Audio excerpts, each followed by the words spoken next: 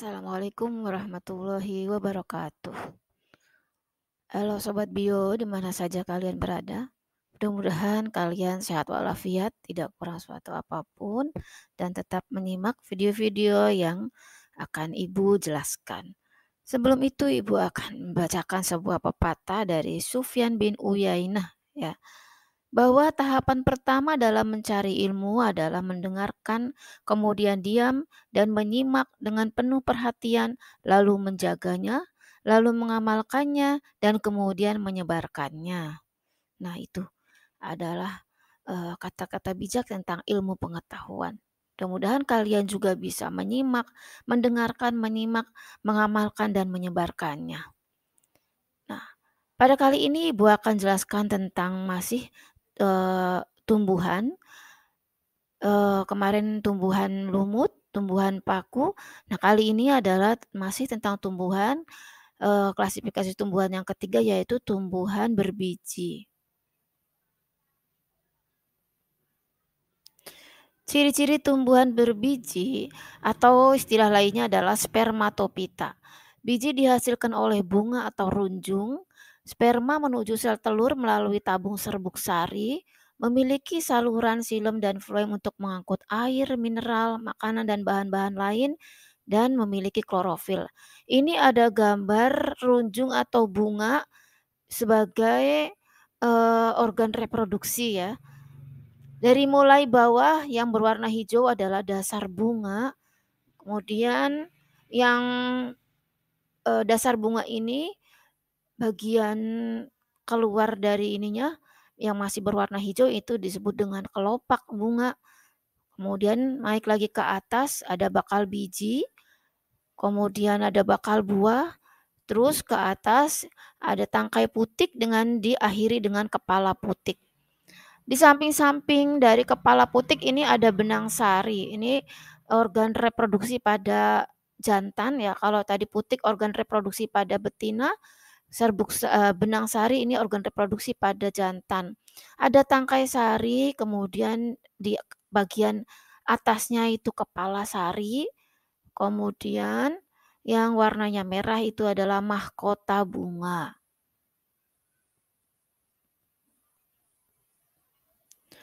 Tumbuhan berbiji dibagi menjadi dua, ada tumbuhan berbiji terbuka, ada tumbuhan berbiji tertutup.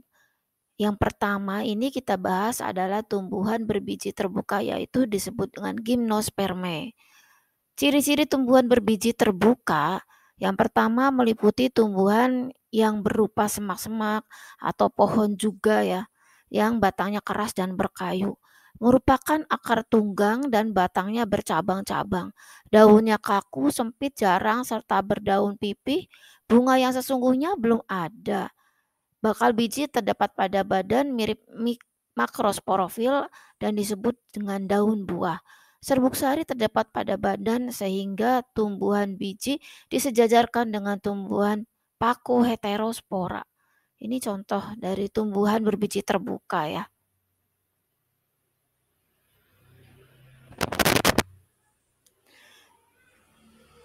Contoh dari tumbuhan berbiji terbuka adalah pinus ya. Nah, siklus hidup pinus seperti ini. Dimulai dari pohon ya, pohon pinus yang sudah dewasa. Kemudian pohon pinus yang sudah dewasa ini menghasilkan sporofit. Sporofit itu ada dua macam dalam satu pohon ya. Yang pertama ada runjung betina, ini runjung betina muda yang atas, yang bawahnya ini runjung dewasa yang jantan. Ya, runjung dewasa jantan ini akan menghasilkan serbuk sari. Keduanya nanti akan mengalami pematangan dengan mengalami pembelahan secara meiosis ya. Tuh di bagian runjungnya ini yang bagian yang betina akan menghasilkan megasporangium tuh. Akan menghasilkan megasporangium di bagian sisiknya, sisik runjung betinanya. Sedangkan pada runjung yang jantan, tiap sisiknya juga akan mengalami atau akan menghasilkan 2 mikrosporangium. 2 mikrosporangium ini nanti akan menghasilkan serbuk, akan menghasilkan, mikrospora. Kemudian yang ovul itu juga yang megasporangium juga akan dihasilkan ovum. Kemudian pada saat, makrosporangium ini sudah matang dan menghasilkan mikrospora, mikrospora ini akan terbawa angin, kemudian serbuk sarinya ini akan masuk ke runjung yang betina, tuh. Kemudian akan terjadi polinasi di mana ovumnya itu akan, dibuahi oleh, gametofit oleh mikrospora ya, mikrospora dari jantan. Nah, di sini berikutnya nanti inti dari yang ovum akan dibuahi oleh sperma yang dihasilkan dari mikrospora, maka nanti akan terbentuk zigot ya. Setelah terjadi fertilisasi akan terbentuk zigot melalui saluran serbuk sari. Setelah terbentuk zigot, kemudian zigot ini akan tumbuh menjadi runjung betina dewasa ya. Kemudian runjung betina ini akan tumbuh ya, akan tumbuh biji, tumbuh kemudian juga, tumbuh sayap, dilanjutkan lagi dengan, menjadi gametofit betina, kemudian dia akan tumbuh menjadi berkecambah dan akan tumbuh menjadi pohon pinus yang makin lama makin membesar. Setelah makin membesar kemudian juga dihasilkan lagi runjung jantan dan runjung betina. Terus demikian siklus hidupnya.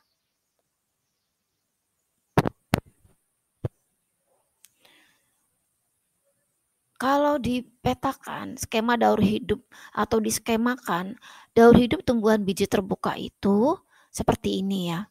Serbuk sari atau mikrospora itu yang dihasilkan dari mikrosporangium jantan, mikrosporofil jantan, itu dihasilkan bulu serbuk sari dan bulu serbuk sari ini akan dihasilkan spermatozoid. Sedangkan dari makrospora di dalam bakal biji, terutama dihasilkan juga archegonium dalam bakal biji, akan dihasilkan sel telur. Di sini sel telur akan dibuahi oleh sel spermatozoid dan dihasilkan zigot. Zigot berkembang menjadi embrio, embrio berkembang menjadi tumbuhan biji terbuka, tumbuhan pinus tadi yang berkembang sampai dia tumbuh menjadi dewasa ya. Kemudian pohon pinus yang sudah tumbuh dewasa ini nanti akan menghasilkan mikrosporofil lagi dan makrosporofil lagi. Di mana masing-masing sporofil akan dihasilkan serbuk sari, makrosporofil akan dihasilkan makrospora. Demikian seterusnya.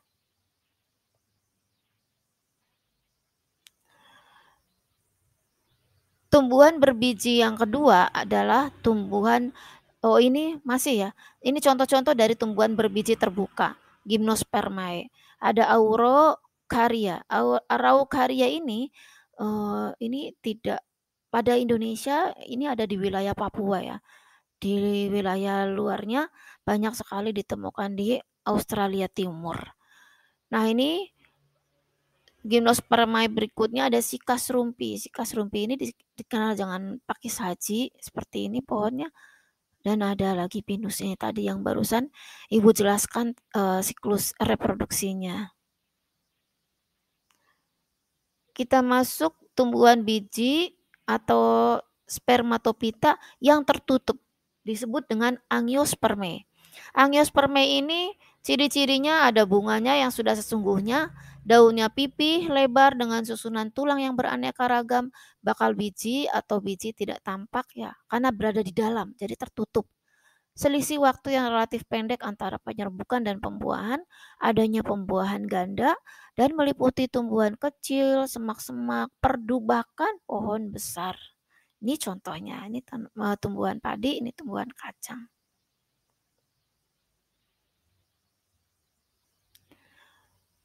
Tumbuhan berbiji tertutup ini dibagi dua. dua macam ya, ada dikotil, ada monokotil.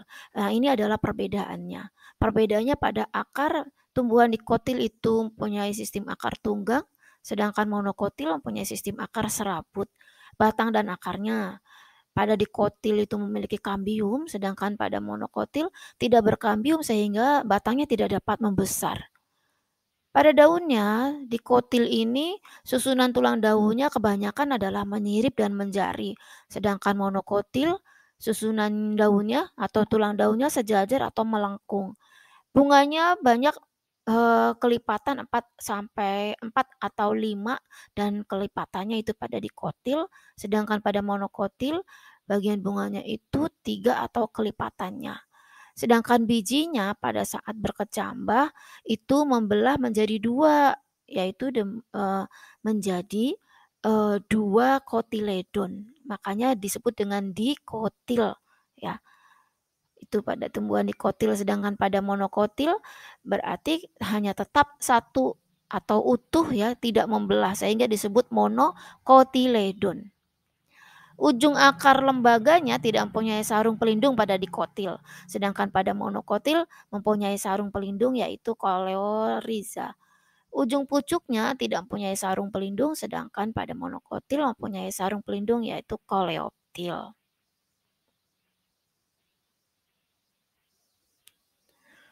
Di sini siklus hidup tumbuhan berbunga atau yang tertutup ya, dimulai dari tumbuhan itu menghasilkan bunga. Bunga ini eh, ada bagian benang sari, ini adalah alat kelamin jantan dan putik alat kelamin betina.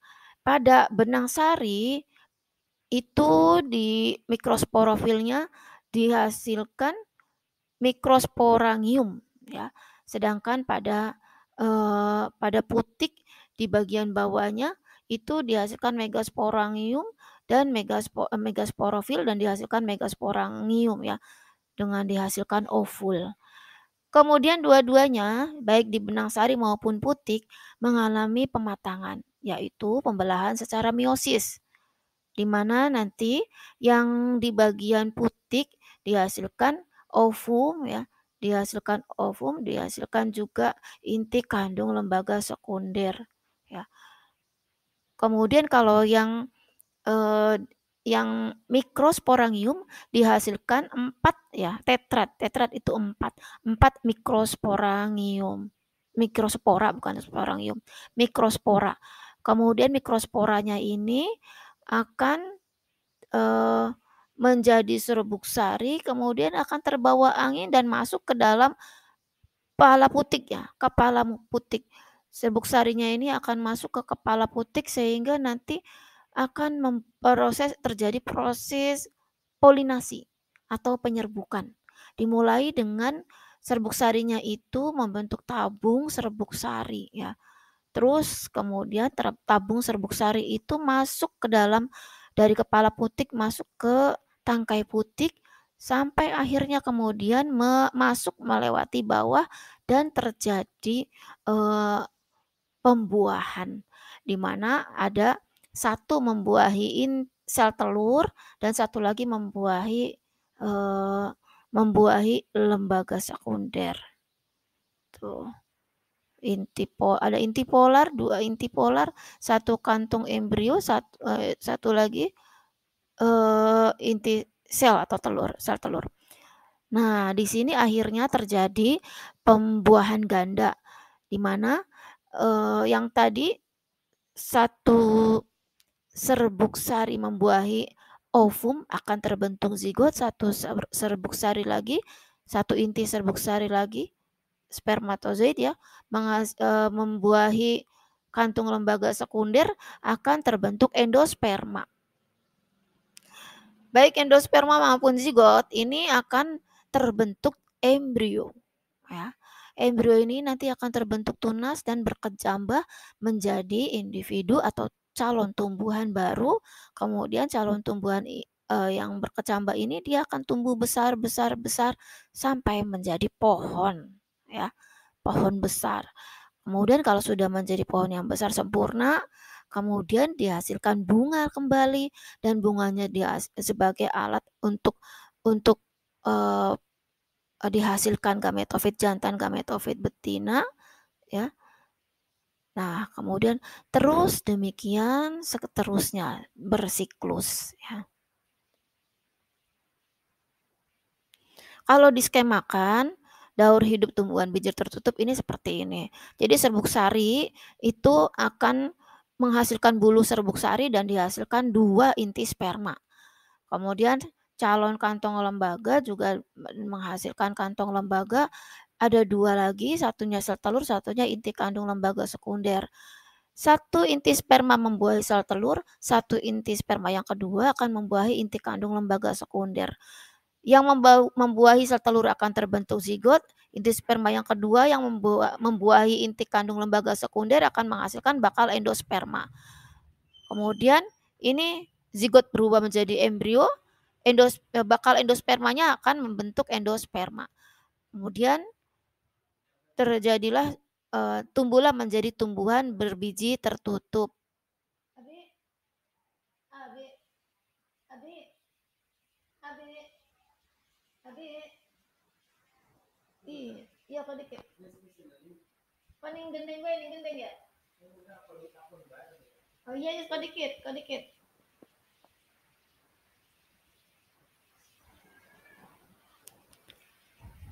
Gitu.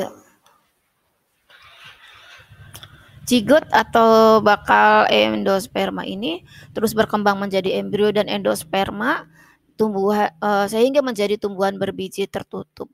Tumbuhan berbiji tertutup sampai dewasa dia akan setelah berkecambah terus menjadi tumbuhan dewasa sampai akhirnya menghasilkan bunga kembali, dan bunga kembali ini akan menghasilkan benang sari dan putik, putik menghasilkan bakal biji, benang sari menghasilkan serbuk sari, terus seperti itu membentuk siklus.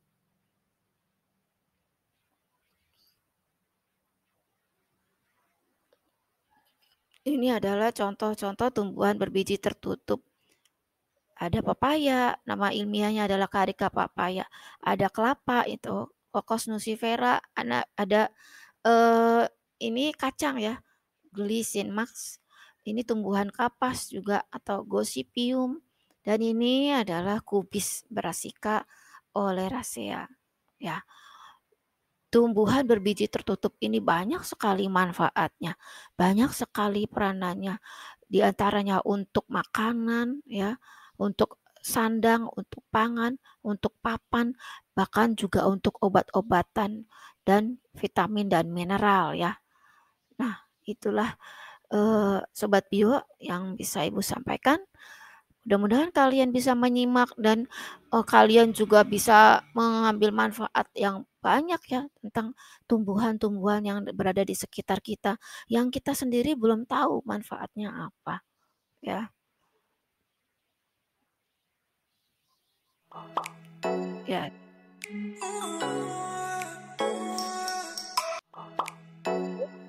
Akhirnya assalamualaikum warahmatullahi wabarakatuh.